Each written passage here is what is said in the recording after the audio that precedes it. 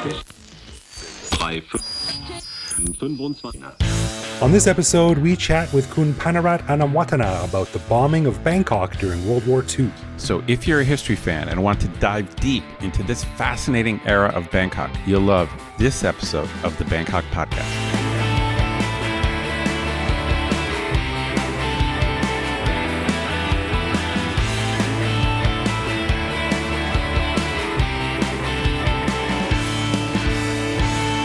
Sawadee krap, and welcome to the Bangkok Podcast. My name is Greg Jorgensen, a Canadian who came to Thailand in 2001 to study the evolution of the market economy in the southern colonies. My contention is that prior to the Revolutionary War, the economic modalities, especially in the southern colonies, could most aptly be characterized as agrarian pre-capitalist. And I'm Ed Knuth, an American who came to Thailand on a one-year teaching contract 20 years ago, fell in love with telling street vendors, no, I don't want salt or sugar in my fruit juice. So I never left. You got to get that tattooed on your hand or something. Just hold it up to them. That's right. No sugar, no salt, please. In natural products. Yeah. We want to say a quick thank you to one of our patrons, Tewesh Pixel, who supports us at the show Shoutout level. Stick around after our interview with historians Panarat Anamwathana to hear why Tewesh is all about keeping shoutouts on the down low. We want to give a big thanks to all of our patrons who support the show. Patrons get a whole bunch of cool stuff, including our ad-free regular show a day early, behind-the-scenes photos and videos of our interviews, discounts on swag, which you can find on our website, and various other things that aren't available to regular listeners. But best of all, patrons like Tewesh also get an unscripted, uncensored bonus episode every week where we riff on current events and random topics. This week, we actually did a special bonus show. We got so tired of talking about COVID updates that we recorded a COVID-free conversation with our buddy John about life in Thailand and thoughts on everything from movies to bum guns to theories on Thai restaurant service. To become a patron, head to bangkokpodcast.com/support. Yeah, all right. Well, before we jump into it, I want to give a quick shout out to Victor and Andreas, who make up an instrumental band called Misco Disco. And I got a message from these guys, and they said that their annual trip to Thailand this year has been delayed for obvious reasons, but they miss it so much that they decided to make a music video for one of their songs where the two of them head into a Swedish forest with an RV and recreate a full moon party. It's a great idea, and I had a huge smile on my face watching it. It's really creative and very funny. So we'll post a link in our show notes and put it on our Facebook page, so make sure to check it out. It's a definite pick-me-up during these strange times. So thanks, Victor and Andreas, for sending that in. I got a real kick out of watching it. And please, everyone, check it out on Facebook or in our show notes. You'll like it too. Guaranteed. All right. Well, on this episode, we are jumping back into our history theme with a really interesting conversation about what Bangkok was like during World War II. Now, we are happy to chat with Khun Panarat Anamwathana, a lecturer at Thammasat University. She received her PhD in history from the University of Oxford, where her research was about the economic and social consequences of the Japanese occupation of Thailand during World War II. Now, the population of Greater Bangkok during this time was around 2 million, give or take, and as many of you already know, Thailand for a time sided with Axis powers and hosted Japanese soldiers when war broke out. As a result, Allied forces bombed Bangkok, and this is what Khun Panarat is a specialist on. So we discuss how people reacted, what parts of the city were bombed, how the government handled the crisis, and how all of this served as a test run for the airplanes that would eventually drop the nuclear bombs on Japan. So here is my very cool conversation with Khun Panarat.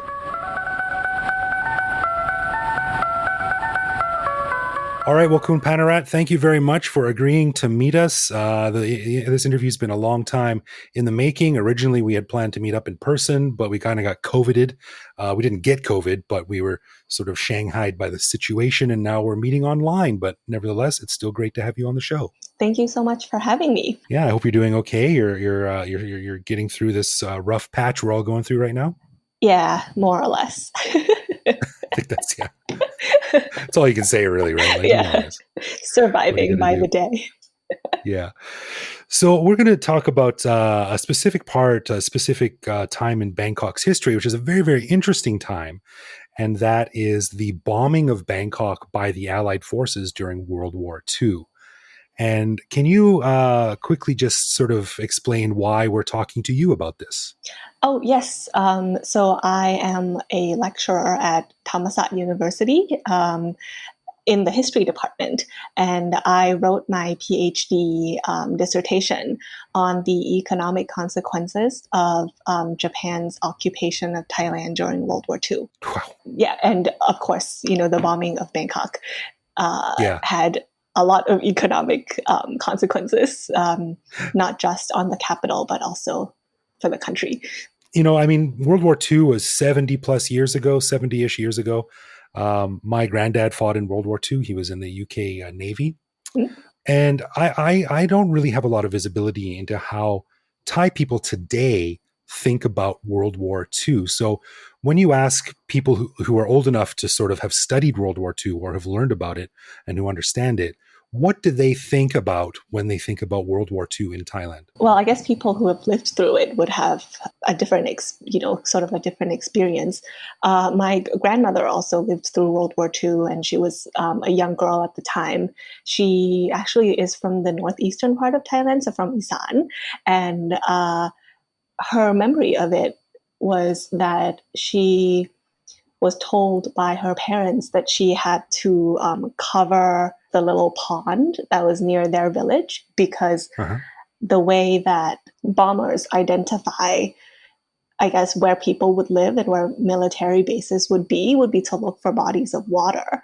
And so they had to cover up whatever visible body of water that was close to their house with leaves so that the Allied planes wouldn't be able to see them. So that's sort of the few stories that my grandmother used to tell me about the war. But in terms of, I guess, popular culture, and it was a book first, I think it was a novel. It was written by Thomayanti, and it's been remade into movies and series multiple times. And I think even the most recent one starred Nadet Kugimiya, I think that's his last name, who's like this very popular half Thai, half Japanese actor. And the novel is called Kugam. And I think the English name for it is called Sunset at Chao Phraya. And it's basically about this Thai woman, Ang Sumalin, who falls in love with a Japanese soldier. And he dies in the war. And the two of them sort of say, "Oh, well, I'll find you in the next life." And although the novel and I guess the movie does depict, the bombing and the destruction of Bangkok, I feel like Thai people have this. It's very strange that they have their perception of World War II is surprisingly not negative, or it's almost neutral. And it's partly shaped by this extremely popular novel that has been adapted over and over again through generations. And it's also, I think, partly because in comparison to other Asian countries, Thailand just got off so relatively easily and light. Right. So even compared to our neighbors, Burma, or now Myanmar, was fought over twice because the British didn't want to give up Myanmar because it was the buffer state between Japan's wartime empire and India. And so it was fought over once. And then in 1945, the British reinvaded from India and it was fought over again. So most of Burma was basically warfields twice during the war, whereas very little fighting took place in Thailand. And you add into this sort of romantic version of this, lover's fairy tale, which Thai people love to read about. Exactly. And so I guess the impact of the war has been sort of, maybe romanticized is the wrong word, but it's been sort of pop culturized a little bit. Definitely. And, I was even talking to my mother about this earlier. She was like, "Oh yeah, but I remember reading in the history books that the general, I think his name was General Yamashita, who's the Japanese general in charge of all the affairs in Thailand, was a good man, and he made sure that Thai women weren't exploited as they were in other countries that Japan had taken over." There were definitely red light districts, or I guess, makeshift red light districts that were set up in Thailand where there were professional prostitutes who were there for Japanese soldiers, but it wasn't like the Korean comfort women that were trafficked into prostitution in other Asian countries. So I think it's like this very strange, we got off so relatively easily or so relatively lightly that Thai people just have like such a strange memory of World War II.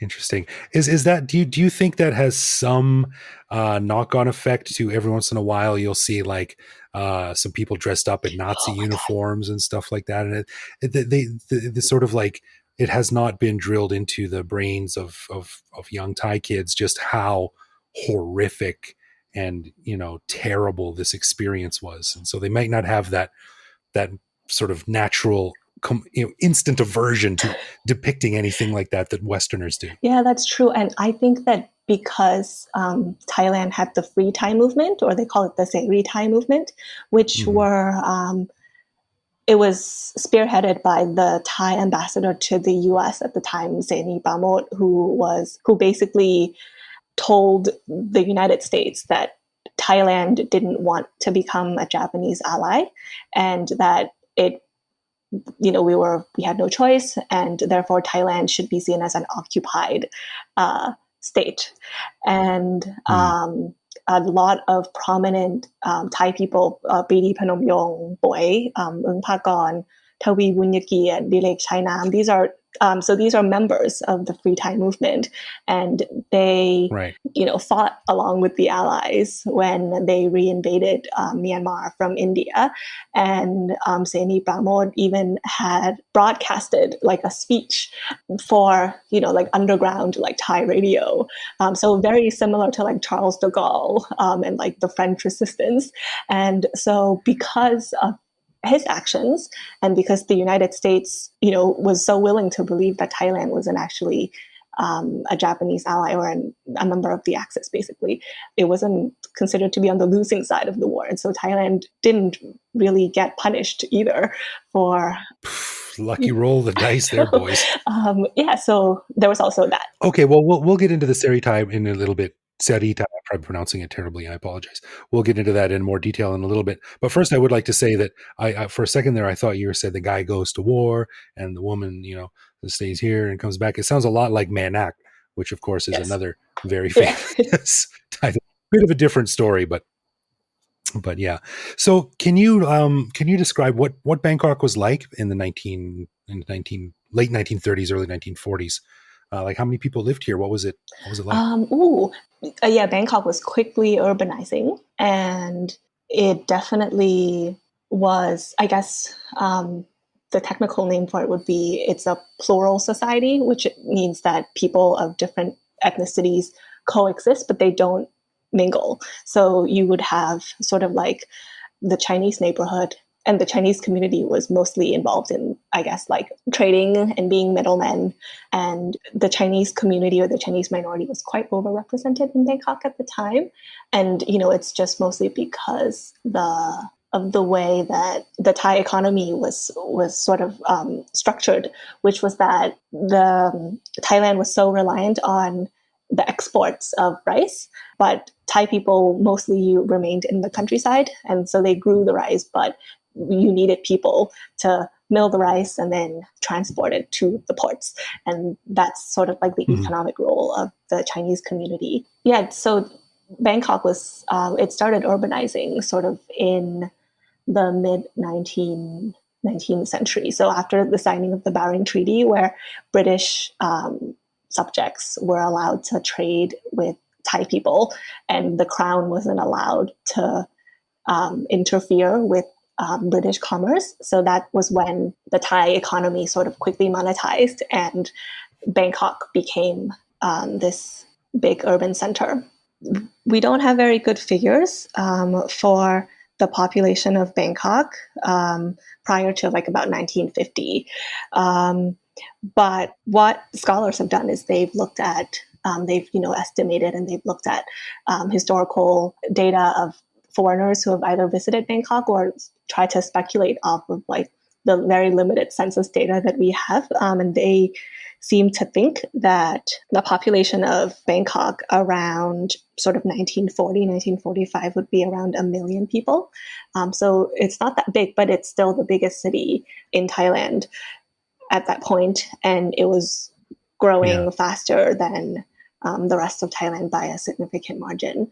And I imagine Ratanakosin Island and the Grand Palace was still the center of the city and center of government and all those things. Yeah, so that was kind of Bangkok really was the port, right? And because it was where all of the economic activity was happening, and the port of Thailand was actually just like newly renovated in the 1930s or right before the war started. And it was the main political and economic sort of center of the country.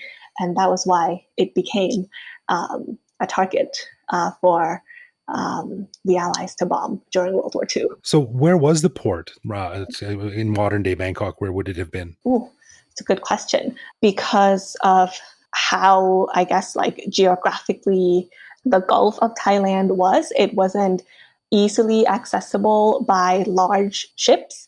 And so when, even though Bangkok and Thailand was an important sort of like trading hub, and it was on the way, from India down to Singapore, and then up towards the coastal cities of China, trading ships would tend to stop in Bangkok, but it was a hassle to move all of the cargo into smaller boats so that it could finally dock at the port. And so they were trying to fix that, and they've just renovated that right before the war. So Japan invaded the south of Thailand in 1941, in the end of 1941.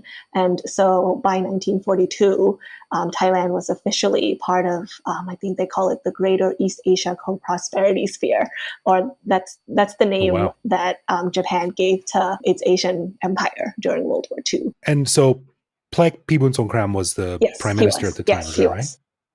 Yeah. So how did the Japanese sort of did they convince him to sort of acquiesce to their presence, or did he not really have a choice? How did that play out? That is such a good question, and I feel like people disagree. To be fair, Pibun Songkram has fascist tendencies, doesn't he? He, sort of built like this personality cult around him. He wanted to be called like the leader. He looked up to Mussolini, and he respected Japan for its military might.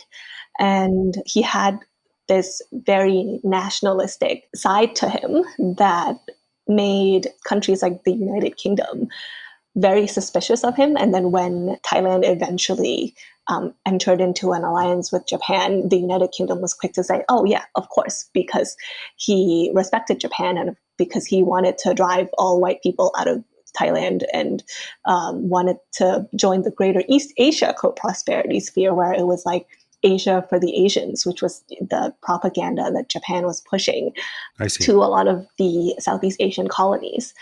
But also, to be fair, there are records of him consistently and repeatedly asking for help. He asked the United Kingdom for help. He asked the United States for help because he knew that Japan was coming to invade Thailand. And he was like, there's no way with our current military forces we would be able to hold them off. So if you want us to remain neutral or to stay on your side, please help us. Interesting. So he respected and looked up to Japan, but he also didn't want them to sort of march in and take everything over. I mean, I guess this could be a whole other episode, but it's quite interesting. So Japan invaded through the south. So they came through the southern part of Thailand first. And because, this was basically, okay, enemies are invading us. This is a breach of our sovereignty. The troops at the southern border started fighting. So there was fighting between Thai soldiers and Japanese soldiers at the beginning of the war. And when they were trying to locate Pibun Songkram, he disappeared for a few hours, like they couldn't find him. And people think that this was like a really smart ploy because he wanted to say, so that he could say, look, we put up a fight, even though he wasn't around. And then he sort of emerged a few hours later and be like, okay, I think that we've tried to fight them and we can't. So we're going to give them passage, is what he called it, through the country so they can attack British Malaya and Burma at the time. So it's Right. very interesting. And, after the fact, he kept saying that he did it to protect the country, which I guess he sort of did because Thailand was never a war zone. But he also had sort of like these weird ambitions that Japan was willing to indulge him, and the UK and the US definitely weren't. So, very weird guy. I think Thailand historically has a record of sort of maybe not playing both sides, but holding off until like one outcome is a bit more likely than the other one and going with that one. So I think they've been a little bit crafty in that regard. Not just in this case, but in many other cases as Yeah, well. definitely. To be fair, that's kind of what they did throughout the war too, right? The official government in Yeah. Thailand became a Japanese ally, and then we have the Free Thai movement, like the Seri Thai. Um, Ed loves telling the story about how Thailand declared war on the U.S., but the actual telegram wasn't delivered. and it also didn't have, I think, like all the signatures of the cabinet members or something, which, people speculate that might have been an order from Pibun Songkram to say, oh yeah, like one of you just forget to sign it so that it isn't like a valid like declaration of war, so that we would have like a way out. Interesting. So strange. Crafty Yeah. dude. So the Japanese are here, whether people likes it or not. What's the reaction from people in Bangkok? Are they welcomed? Are they sort of tolerated? And how does that lead to the Seri Thai Right. movement? So the people of Bangkok were not happy, which I feel like you wouldn't have expected them to be happy. It's, a foreign army taking over. And even though, the Thai government remained in place, right? Pibun Songkram he remained in power until 1944, when mostly internal politics forced him to resign. And Kwang Aphaiwong became prime minister instead of him. And the people in Bangkok were definitely not happy. Apart from the Seri Thai, which was, it was founded by ambassadors, so Seni Pramoj, and students who happened to be abroad, either in the US or the UK at the time. And they were unhappy, and, they were like, Thailand didn't have a choice. So we are going to be the resistance, and we will fight alongside the allies in this war. But on the ground and sort of everyday people, there's a lesser known movement called the Thai Tea movement, or the Thai Kick movement. And they would be very petty, and they would sort of try to, steal stuff from like Japanese soldiers, or if they were ordered to build stuff, then they would purposely build things that were faulty. And so these would be like sort of like little ways that the people in Thailand were resisting. And there would be incidences of Thai people getting into like fistfights or like altercations with like Japanese soldiers. And sometimes that would escalate into like a full-blown like gunfight. There would always be like one or two casualties, and then the governments would have to step in and profusely apologize. So the Thais are just keeping the Japanese on their toes. Well, some of them definitely were. I think most people really didn't have a choice, and they sort of just accepted that fact. They definitely weren't happy. And when the Japanese came, one of the first things that they did was taking over a lot of the transport channels. So, Thailand built a railway to connect Bangkok with all the other parts of Thailand. And one of the first things that the Japanese did was to appropriate the railways to use for makes sense strategically, to use for their own purposes. But then now Thai people don't have access to their own railways, and they were not happy about it. So then Seri Thai sort of became this sort of organic growth out of this occupation, not occupation because that's the wrong word, sort of this presence. And the forces of the Japanese, their ultimate goal was to use Thailand as a base of operations as they pushed into British Malaya and Burma. Yeah. And Burma. Yeah. And that of course leads to the Death Railway and all those things. Yes. So at what point did the Allies look at Thailand and say, yo, all right, it's time to start dropping bombs? Pretty early on. I think the first air raid began in mid-1942. Oh, wow. Within like 6 months of the Japanese invading Thailand at the end of 1941. Wow, that's pretty quick. Yeah, it's quick. They would fly in from India, until mid 1945 when Rangoon fell and changed hands and went back to the British. Then the raids would be flying to Bangkok from Rangoon instead of eastern cities in India or eastern bases in Wow, out India. of Rangoon, which is now Yangon, right? Yangon, yeah.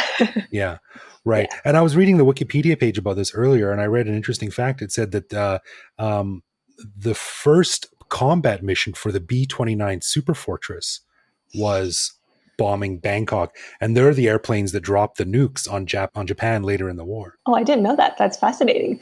Yeah. The number of casualties from the raids was surprisingly hard to find. Historians estimated that it was in sort of like the 300s.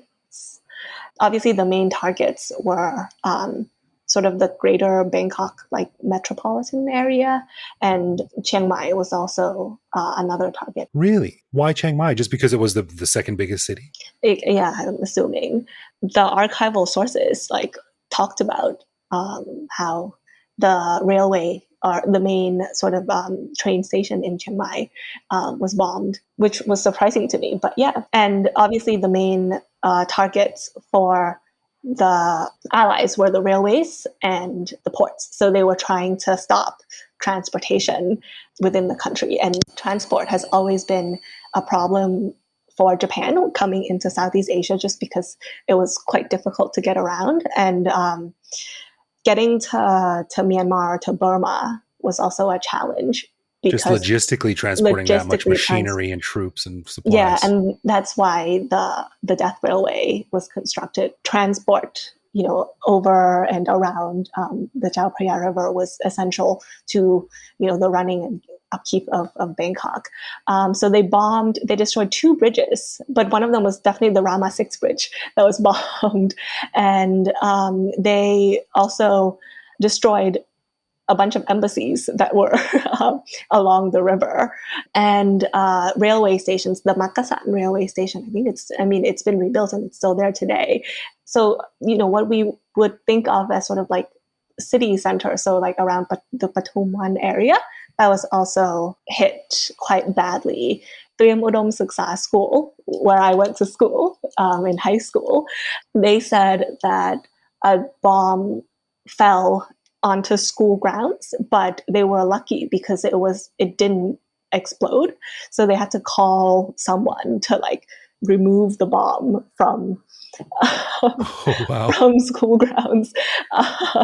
That's crazy. Yeah. And just in case people don't know, Patumwan is basically from Huala Lumpong east, sort of towards the Royal Bangkok Sports Club, Siam Square area, and before. And actually, I think partly because accuracy, when you're on a plane in the 1940s, you don't really know what's below. Visibility is so poor. And I think that pilots on the Western front have written about how we were given a list of targets to hit, but once we're in the air and the weather is bad and there's so much cloud cover, we don't really know what we're dropping bombs on.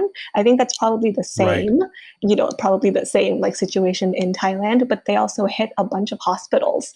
So Chulalongkorn Hospital was partially destroyed. And the Pasteur Institute of the Red Cross, as well as the Bangrak Hospital. And I think that Direk Chayanam, who was the ambassador to the UK, I think, tried to lodge a complaint with the Allies about this, saying that you're destroying hospitals and this is where we treat our civilians, so please stop doing that. But please stop doing that. I hope you use stronger words than that. Yeah.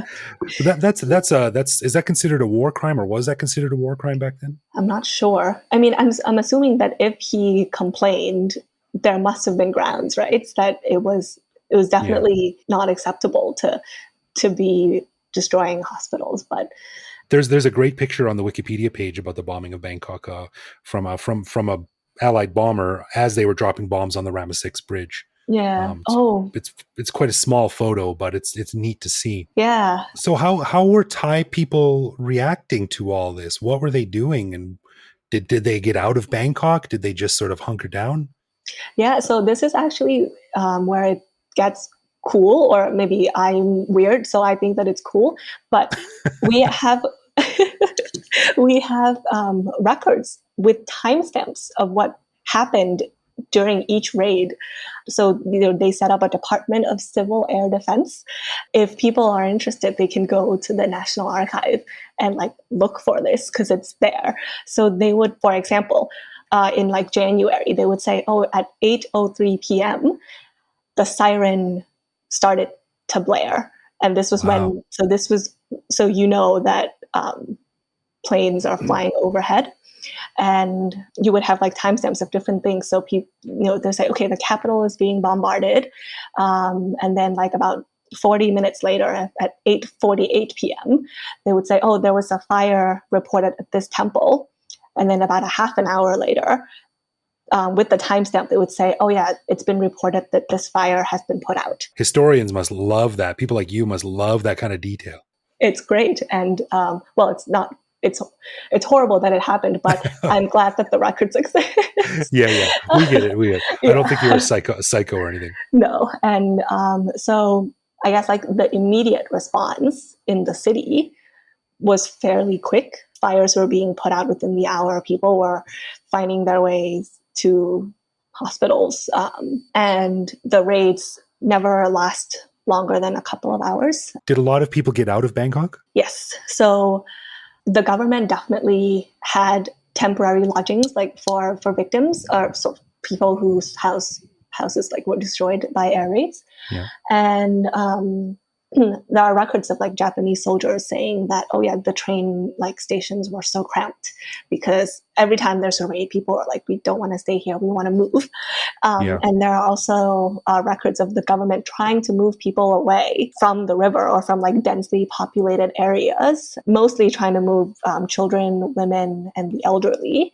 But if you were a factory worker or if you were a government employee, you have permission to stay. You're forced to stay because they can't spare.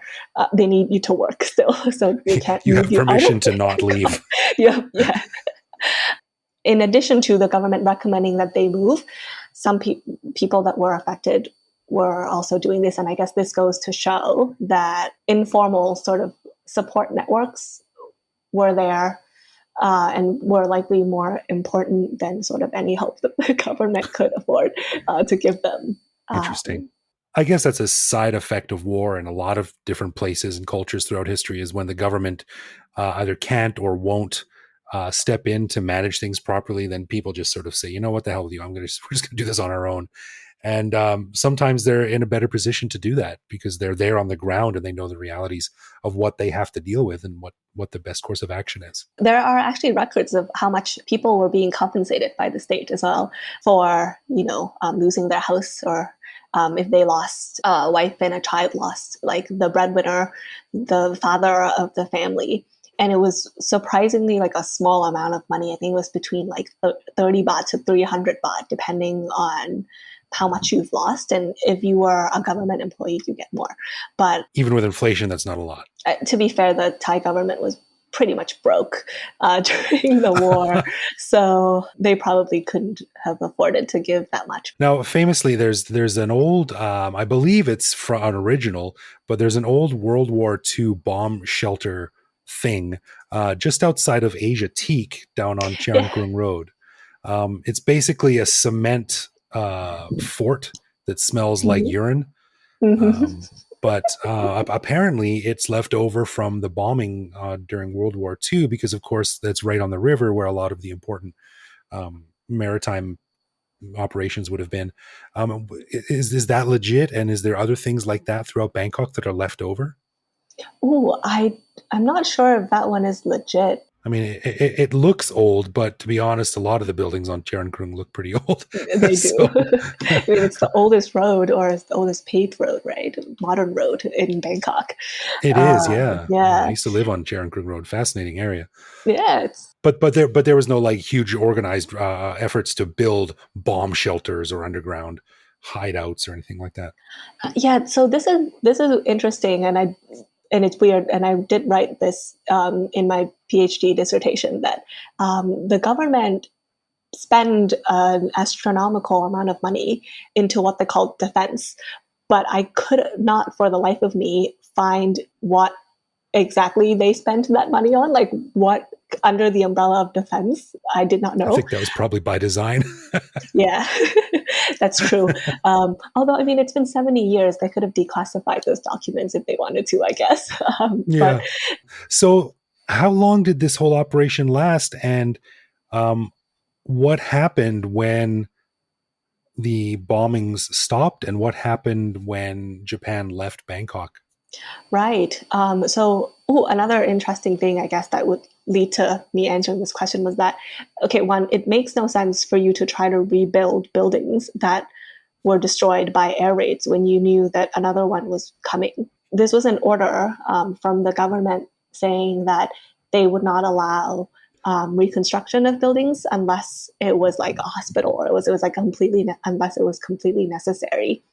And the order was to simply hang up a sign that says this building was destroyed by air raids, and to just Sorry. sort of leave it there. So Thailand was sort of left in like a diplomatic limbo for a while because of this weird, like, oh, did it declare war on the Allies or did it not? And was People in So Songkram, did he go stand in the corner for a while? yeah, was People in Songkram a fascist, or was he just trying to do his best for the country?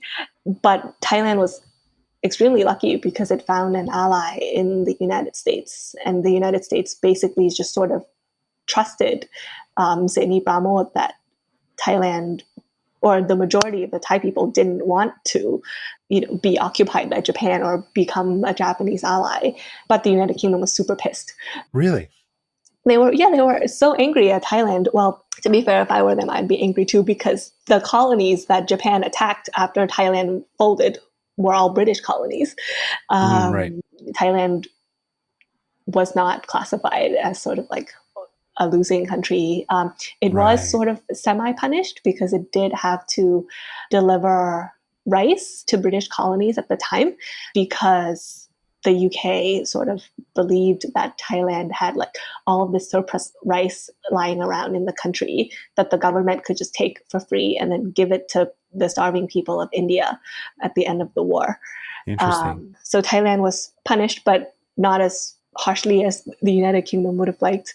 Okay. It had to basically rebuild, and its economy was basically in shambles, and it really needed to figure out a way to sort of recover like quickly. And Yeah. so Thailand was battling like very high inflation at the end of the war.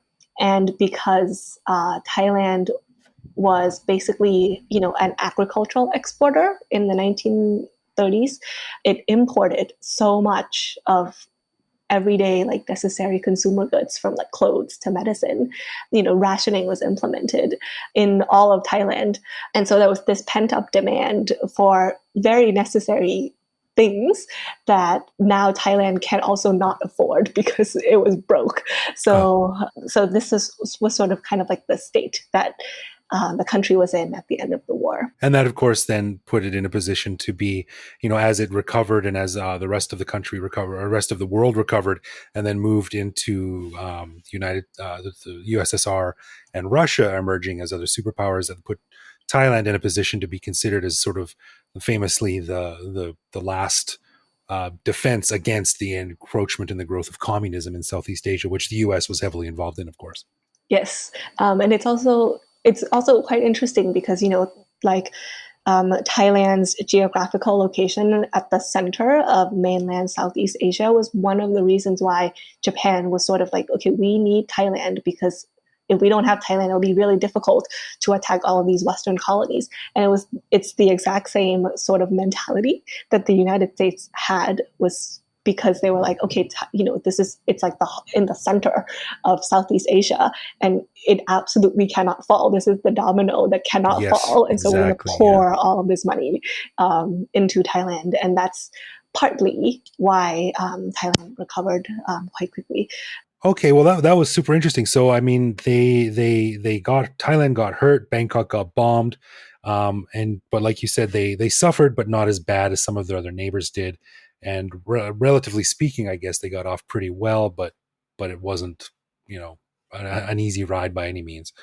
Yeah, it's amazing how this all still is an issue today, like we mentioned earlier, about how Thai's knowledge of the atrocities of World War II are really not that well developed and not really explored or well understood.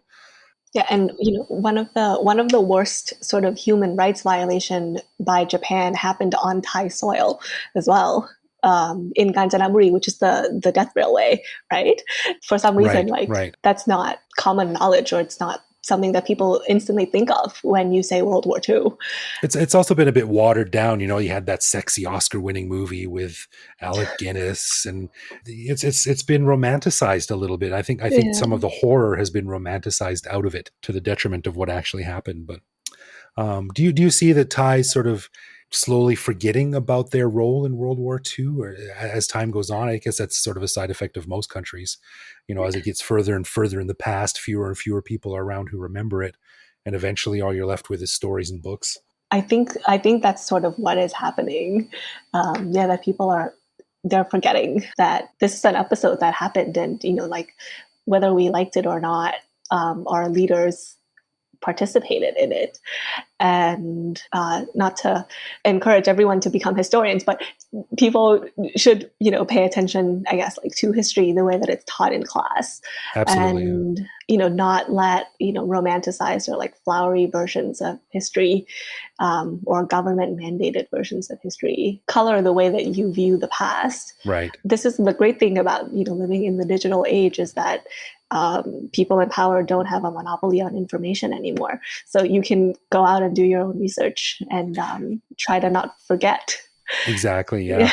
And we're living in a golden age too, because there's so many good resources out there for history. There's some unbelievably good history podcasts that I'm listening to. Dan Carlin and, Mike Duncan and his Revolution series is fantastic.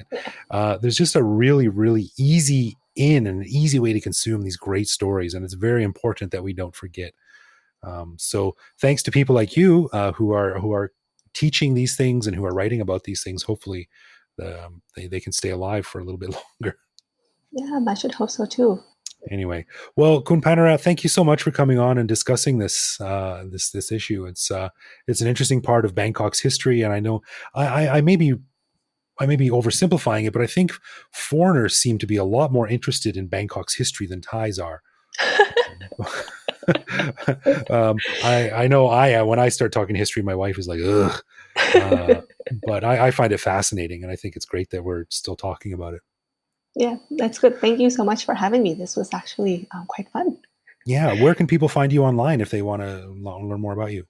Oh yeah, well, I guess they can find me on Twitter. My handle is Panarat_A. Okay. And or they can look me up on the Thammasat History Department website. Okay. Yeah. Is it possible to read a PhD thesis? Oh yeah. It is.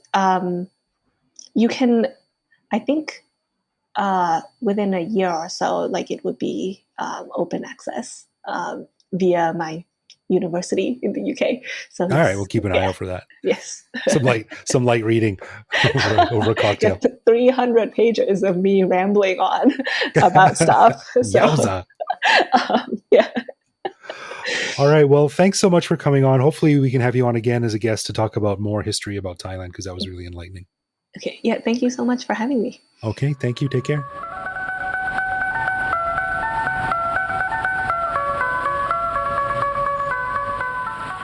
Dude, I don't know what it is about this time period in Thai history, but it's so fascinating. The whole pre and post World War II, that whole era, like the 30s and 40s, there's just endless stuff to talk about. Yeah, man, lots was going on. I mean, not just in Thailand, but the world in general, right? Like they're going through a major societal shift. No doubt. There's just so many little twists and turns to the Thai story at this time. I definitely would love to sit down with her and talk more about Thai political history. So maybe we can put that show together. Yeah, for sure, man. She said she's going to come back on the show, and we're definitely going to talk about that in some shape or form. So very much looking forward to having her back on the show. And many thanks to Khun Panarat for coming on. It was very interesting to talk to her. Yeah, I'm looking forward to that too. Right on. Okay, let's get into some love, loathe, or live with, where one of us picks a particular aspect of living in Bangkok, which we then discuss and decide if it's something we love about living here, loathe about living here, or have come to accept as something that we just have to learn to live with, no matter how we feel about it. Now, last time, Ed asked me about fake fashion braces, so this week it's my turn. So, Ed, you're a vegetarian guy, you're a fruit guy, you like fruit? I do like fruit. I would say that's true. I'm going to ask you a question about a Thai fruit, but a very specific Thai fruit. What do you think about the purple/red dragon fruit? Wow, dragon fruit. Let me say this about dragon fruit in general. It is the coolest, weirdest, most alien-looking fruit ever. And then you taste it, and it's pretty kind of bland. It is, yeah. It looks like something a set decorator in a sci-fi movie would create for a background prop. That's so right. When you taste it, and you're like, yeah, all right. It's not bad. You know, it's kind of soft and chewy and just a little bit sweet, but not much. Yeah. So I would say I'm pro dragon fruit, but I don't know. Is there a difference in colors? I never really focused on the color. Yeah, I don't know. I guess it's like someone saying the brown M&Ms taste better than yellow M&Ms. That's right. That's right. to me, they taste almost exactly the same, but I really do like the red ones just because they're so gnarly looking. For sure. I posted something to Instagram a while ago where I was cutting one up for a smoothie, and my hands, it looked like I just finished killing someone. My hands and my knife blade were covered in red. And they're super cool looking. So I'm actually going to say love, but it's mostly due to appearance. I can't say that. Exactly. I can't say the flavor is anything special. It's not objectionable, but it doesn't really. It doesn't really have that much flavor, but it's super cool looking. Yeah, as a food, I could take it or leave it, but just as a visual, it's incredible. Just metal. Yeah, it's the most metal Thai fruit, I think. Absolutely. All right. Okay, so, cool. as we mentioned at the beginning of the show, we'd like to say thank you to Tawish Pixel for lending us his support at the show Shoutout level. Greg, what did you find out about Tawish Pixel? Yeah, well, as it turns out, I got a couple of nice messages from Tawish. I maybe that's a nom de plume. I'm not sure. Is Tawish Pixel a real name? I don't know, but if it is a real name, it's up there with the coolest names we've ever had amongst patrons, and we've had some pretty cool ones. You know what it reminds me? It reminds me of the Johnny Lee Miller's name in the original Hackers movie called Hackers, where he was Zero Cool. Oh, really? Yeah. Tawish Pixel. That's funny. Yeah. Well, anyway, I asked him, I said, hey, Tawish, him or her, what's the deal with you? Who are you? Where are you from? And all that. And they replied and said, I don't know what to give you guys about my cool stories. I'm one of your fans for a long time, and I'd love to listen what foreigners think about Thailand. So I'm assuming they're Thai. Cool. Yeah, it's great. But except, when people say that to me, it's like a little bit of extra pressure, man. It's like, oh, great. Now, the entire Farang experience is being filtered through the Bangkok podcast for this person. So, yeah, it's weird. In a way, I think we're kind of typical expats, but I don't know if there is a typical one. In fact, a lot of people think the typical expat is more like someone here on an expat package from a good Western company. I wish I was that typical. I know. But I don't know. I've definitely met Farang like that in Thailand, but I don't know, man. I feel like I haven't met that many. Have you?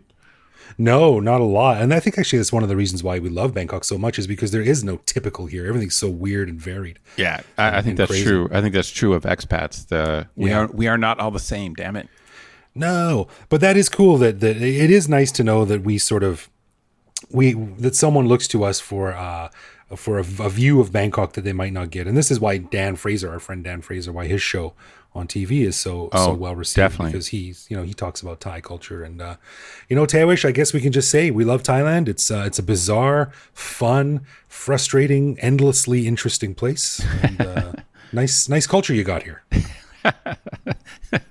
That's great. Okay, thank you, Tawish. A final thanks to our patrons who support the show. Patrons get a ton of cool perks and the warm, fuzzy feeling knowing that they're helping support the show. Find out more by clicking support on our website. And connect with us online. We're Bangkok Podcast on social media, bangkokpodcast.com on the web, or simply bangkokpodcast@gmail.com. We love hearing from our listeners and always reply to our messages. Right on. You can also listen to each episode on YouTube. Send us a voicemail online that will feature on the show, or you can even reach out to me directly on Twitter or Instagram, where I am BKK Greg, that is. So thanks for listening, everyone. Stay safe out there, and we will see you back here next week. Absolutely.